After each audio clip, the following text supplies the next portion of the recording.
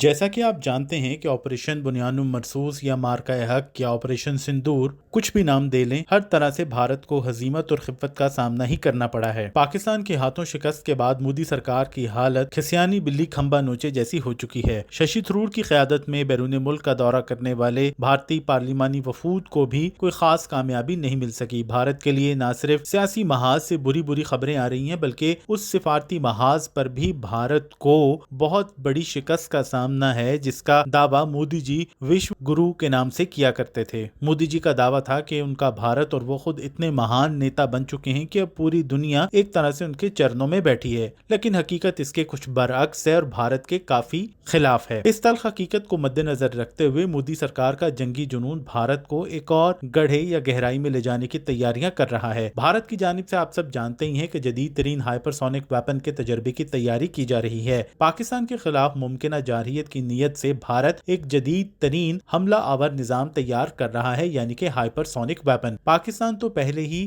Hyper sonic weapons کا استعمال کر چکا ہے اور آپ نے دیکھا ہے کہ پاکستان نے اپنے دفاع کے لیے بھارت کے S-400 میزائل ڈیفنس سسٹم کو JF-17 تھنڈر پر نصب ہائپر سونک ویپن سے نشانہ بنایا تھا، اور اب بھارت کی جانب سے بھی جدید ہائپر سونک میزائل کے تجربے کی تیاری کی جا رہی ہے۔ زی نیوز کی رپورٹ کے مطابق بھارت سب سے جدید ہائپر سونک میزائل ET-LD-HCM کی آزمائش کی تیاری کر رہا ہے۔ یہ منصوبہ بھارت کی دفاعی پیداوار کے ادارے DRDO کے خفیہ پروگرام پروجیکٹ وشنو کے تحت تیار کیا جا رہا ہے۔ پروجیکٹ وشنو کے نام سے ہی آپ اندازہ کر سکتے ہیں کہ ہندوتوا بھارت کے اندر کہاں اور کس حد تک صلاحیت کر چکی ہے۔ پروجیکٹ وشنو کے تحت تیار کیے جانے والے میزائل کو ایشیا میں طاقت کے توازن کو بدلنے والا گیم چینجر قرار دیا جا رہا ہے۔ جدید ہائپر سونک میزائل بھارت کو دشمن کے علاقے میں چند منٹوں میں انتہائی مہلک حملہ کرنے کی صلاحیت دے گا، اور جیسا کہ نام سے ظاہر ہے کہ اس کی رفتار آواز کی رفتار سے 8 گنا زیادہ تیز ہوگی، اور یہ میزائل تقریباً 11,000 کلومیٹر فی گھنٹہ کی رفتار سے سفر کرتے ہوئے دشمن کو ٹارگٹ کر سکے گا۔ 1500 کلومیٹر رینج والا پروجیکٹ وشنو کے تحت تیار کیے جانے والے اس میزائل کی رینج 1500 کلومیٹر ہوگی، اور یہ میزائل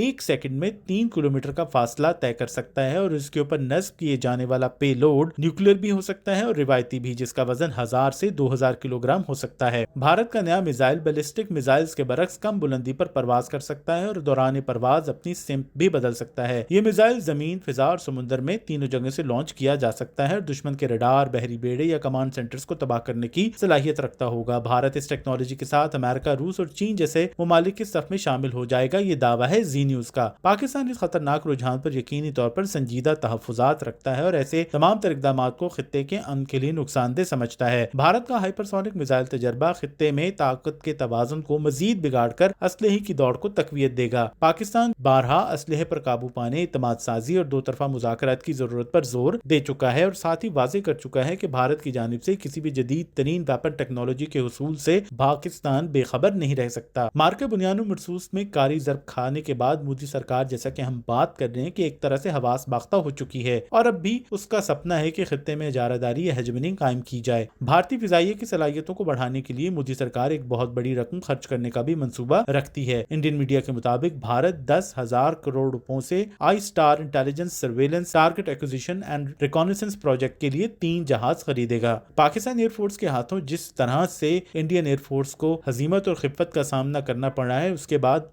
آنسو پہنچنے کے لیے اتنا بڑا پروجیکٹ شروع کرنا ضروری ہے۔ بھارت کے آئی اسٹار پروجیکٹ کا ہدف ہندوستان کی فضائی صلاحیتوں کو بڑھانا اور خطے میں اجارہ داری کو قائم کرنا ہے۔ اس بھارتی پروجیکٹ میں 10,000 کروڑ روپے کا خرچہ شامل ہے۔ یہ تینوں طیارے مقامی سینسرز اور الیکٹرانک سسٹم سے لیس کیے جائیں گے، کیونکہ انڈین ایئر فورس محسوس کرتی ہے کہ پاکستان ایئر فورس کی الیکٹرانک وارفیئر صلاحیتوں کے مقابلے میں اس کی صلاحیتیں بہت پیچھے ہیں، اور جس طرح سے پاکستان ایئر فورس نے cyber domain, airspace domain کو ایک نئی وارفیئر ٹیکنالوجی یا ایک نئی وارفیئر نئی ڈاکٹرائن کے طور پر متعارف کروایا ہے، انڈین ایئر فورس کے لیے اس سب کا مقابلہ کرنا کافی مشکل ہو رہا ہے۔ بھارت کے مجوزہ طیارے دشمن کی فضائی حدود میں داخل ہوئے بغیر دشمن کی پوزیشنز کا پتہ لگانے، ٹریک کرنے اور ان کو نشانہ بنانے کے قابل ہوں گے۔ یہ طیارے جدید صلاحیتوں سے لیس ہونے کے باعث درست انداز میں حملوں کے لیے اہم ریئل ٹائم انٹیلیجنس بھی فراہم کریں گے۔ اس منصوبے کا مقصد بھارت کی حملہ کرنے کی صلاحیت کو بڑھانا، ڈیٹرنس کو تقویت دینا اور خطے میں تیزی سے فوجی رد عمل کو قابل بنانا ہے۔ لیکن کے بات یاد رہے کہ بھارت کی ان جنگی تیاریوں کے جواب میں پاکستان بھی ہمیشہ کی طرح دشمن کو سرپرائز دینے کے لیے تیار ہے اور اپنی صلاحیتوں کو بڑھانے، مستحکم رکھنے اور بھارت کے مقابلے میں انہیں 10 قدم آگے رکھنے کے لیے تمام کے تمام سرپرائز پاکستان کی جانب سے بھی تیار ہیں۔